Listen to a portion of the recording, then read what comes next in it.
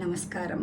శ్రీమద్ భాగవత మహాపురాణము ప్రథమ స్కందము 7వ అధ్యాయము. ద్రౌపది పుత్రులను అశ్వత్థామ సంహరించుట, అర్జునుడు అశ్వత్థామ గర్వమును అణచుట. 10వ శ్లోకము. సూత ఉవాచ ఆత్మా రామాశ్చ మనయో నిర్గంథా అప్యురుక్రమే కుర్వంత్య హైతుకీం భక్తిమిత్తం భూతగణో హరి. సూతుడు పలికెను, బ్రహ్మస్వరూపులైన మహామునులు వాస్తవముగా పూర్ణజ్ఞానులు. వారికి దేని యందును ఆపేక్ష ఉండదు. వారిలో అహంకారము లేసి మాత్రము కూడా ఉండదు. వారు నిరంతరము ఆత్మానందమునందే నిరతులై యుందురు. నిష్కామ భక్తితో పరమానంద సాగరమున మునిగి ఉండెదరు. కానీ భగవంతుని గుణములు మిక్కిలి మధురమైనవి. అందువలన అవి అందరినీ తమ వైపు ఆకర్షించుకొనును. భగవంతుని గుణములను స్మరించుట, వర్ణించుట, చింతన చేయటం ద్వారా భక్తులు ఆనందింతురు. 11వ శ్లోకము.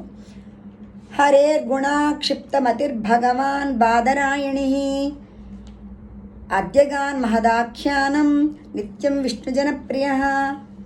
వ్యాసనందనుడైన సుఖయోగి సాక్షాత్తుగా భగవత్ స్వరూపుడు.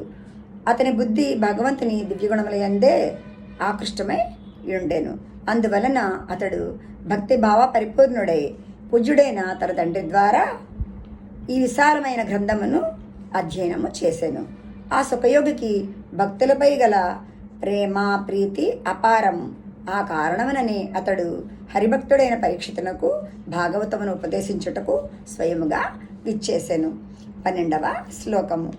పరీక్షితోధ రాజర్షేర్జన్మ కర్మ విలాపనం సంస్థాచ పాండుపుత్రాణం వక్షే కృష్ణ కథోయం దయం.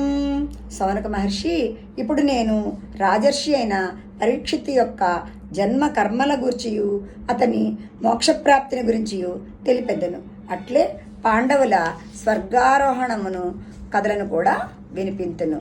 ఏలయన ఈ కథల ప్రస్తావనతో శ్రీకృష్ణ భగవానుని యొక్క పెక్కు వృత్తాంతములు ప్రకటములు అగును. ధన్యవాదములు.